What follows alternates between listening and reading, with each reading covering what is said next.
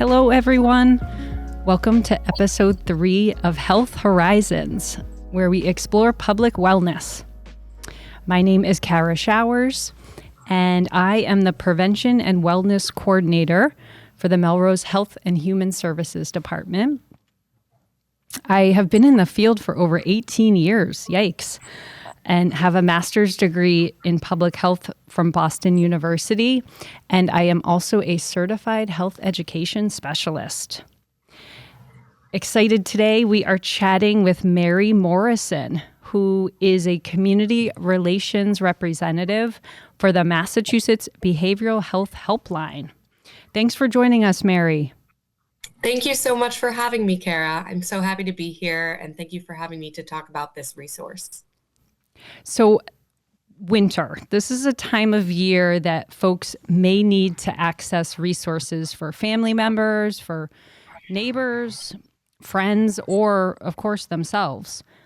Today, we're going to talk a little bit about what to do if we have a health problem and we need support. Yeah, well, one wonderful tool in everyone's toolkits, if you're simply located in Massachusetts, is to call or text the Massachusetts Behavioral Health Helpline, which is also known as the BHHL for short. The number is 833-773-2445. I'll say that again, 833-773-2445, which again is available via call or text. And I recognize that can be a little bit tricky to remember, so I suggest really implanting into your memory masshelpline.com. That's masshelpline.com. And at masshelpline.com, there you'll find a number, but there's also the chat feature to contact us as well. And this is a service that is completely free and available to anyone and everyone in Massachusetts 24/7, 365 days a year. Masshelpline.com. Okay, that's great to know about. Thinking about the helpline, Mary, what would you say are the biggest aims of having this available? Yeah, that's a great question. So, two of our biggest goals, I'd say, are accessibility and connection. And I'll say a little bit more about that. But stepping back a bit, the helpline is actually all part of Massachusetts' bigger roadmap for behavioral health reform, which I'd encourage you to look up and read more about. It includes all sorts of other features like the community behavioral health centers and the behavioral health urgent care. All of these resources were developed based on listening groups where people of all different backgrounds and historically underrepresented groups identified what continuously wasn't working in Massachusetts in terms of getting access to care. So it can seem like in many ways we are a state that has so many resources, and yet still navigating them or getting plugged into them can feel really impossible, that accessibility and that connection piece. So big goal of the helpline, which was formed from that listening and identifying what the needs were, a big goal of the helpline is seeking to make this easier. We prioritize accessibility, in particular, a couple of different ways. The first being, as I mentioned before, we are completely free to call whether you have insurance or not, and have live clinical interpretation services in over 200 different languages.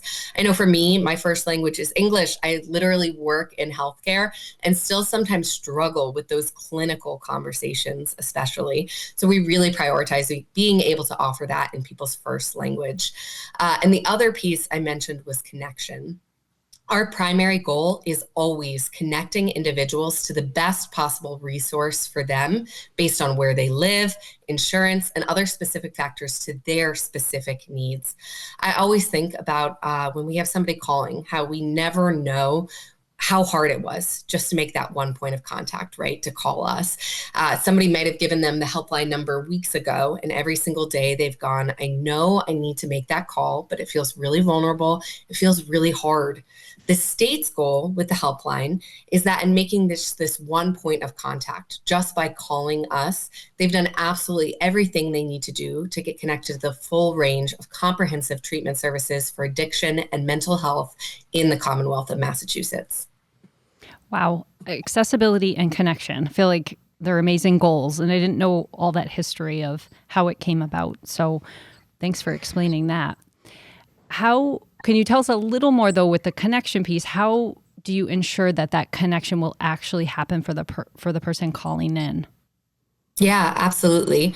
Well, there's a number of ways we really try to ensure people are really getting connected to that full range of treatment services Massachusetts has to offer.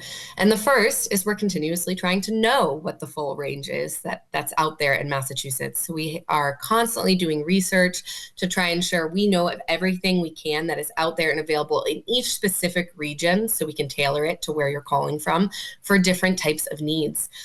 The second is in our call process itself. So when an individual calls or contacts us, we have trained clinicians on the line who, in addition to being very kind and empathetic, that's one of the number one feedbacks I hear about the helpline, they also use a number of formalized assessment tools to triage each caller and figure out the best referral match for them.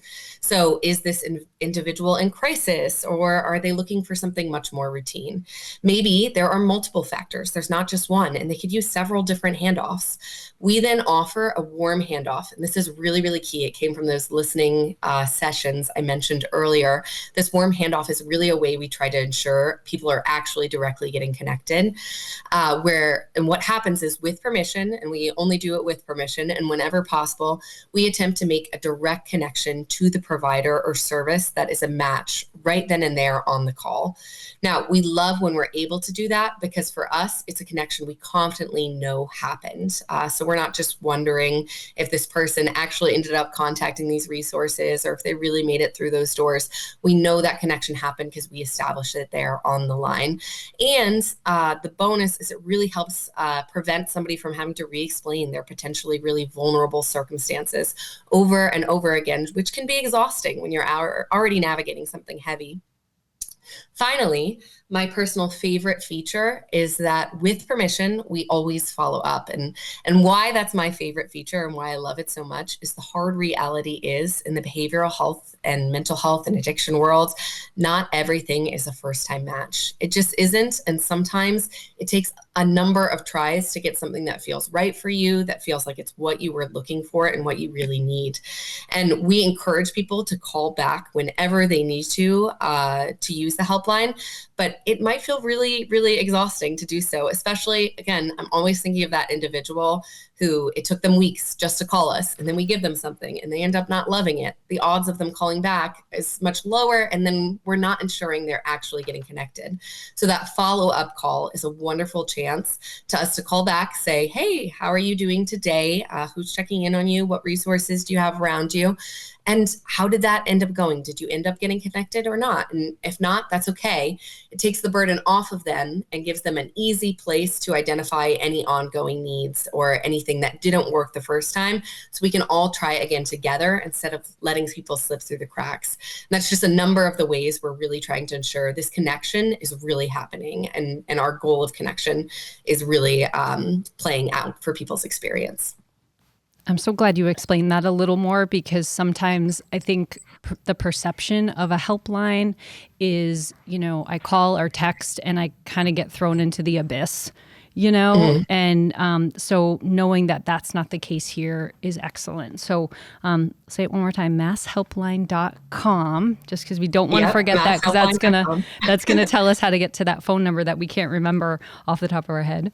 And now that you explained connection a little more, can we talk about a few different scenarios where someone should take advantage of calling or texting the line?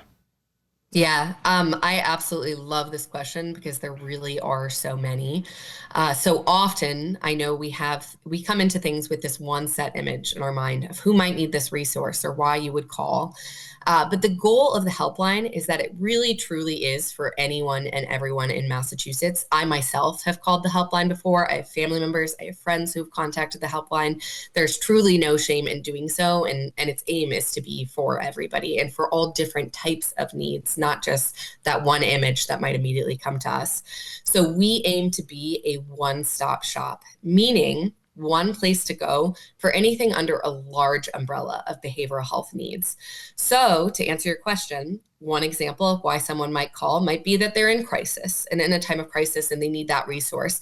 And one of our goals for people in crisis and with the helpline is to reduce unnecessary 911 calls, to give another access point, and to help people get treated in the community rather than sent to an emergency department.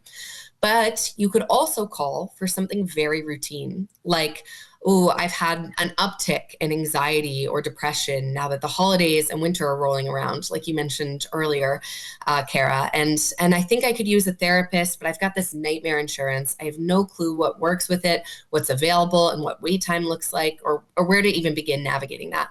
That is an absolutely wonderful reason to contact the helpline.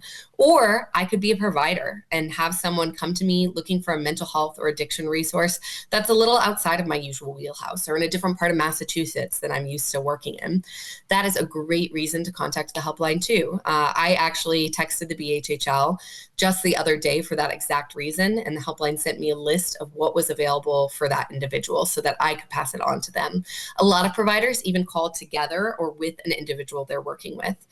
Finally, we aim to help with all those complicated stressors that might have an impact on mental health and addiction, but aren't even what initially come to our mind when we're thinking about those needs, like food resources or housing, right? They're all connected. They're all part of the bigger picture and impact our well-being, but we might not initially think of that as a reason to contact the helpline. The goal of all of this being that behavioral health isn't one size fits all. It's just not, and we really strive to give the best possible resource to each and every individual that contacts us. I love the approach, Mary. It's awesome. So, any final notes you want to drive home before we go? Yes, yes, absolutely. So these final points are really everything you need to know about the helpline and what we hope one day every single person in Massachusetts knows about it. So if you're listening to this, think of those people that you could be spreading, think of the ways you could be spreading the word about this helpline. And these points are really what we'd want you to emphasize or want them to know. And the first is that the Behavioral Health Helpline is a free clinical resource for every Massachusetts resident, right? That accessibility piece, we're available in many different languages with interpretation services. This is free, and this is actively a tool in all of your toolkits right now, simply by being in Massachusetts. The next is that the BHHL, the helpline, connects callers to the full range of treatment services for mental health and addiction needs and can help in real time today, 24/7, 365 days a year with immediate crisis intervention, urgent and routine needs. So that broad picture, that one-stop shop, big umbrella of what qualifies as behavioral health. And all you need to do is just contact us at 833-773-2445 or masshelpline.com. Great. Awesome. So that's all the time we have for today. And I want to thank you so much. We Thank you so much. appreciate you, Mary. And of course, MMTV, big shout out. They're always bringing all of this health information out to our audience. So appreciate them a lot too. And until next time, take good care. Thank you.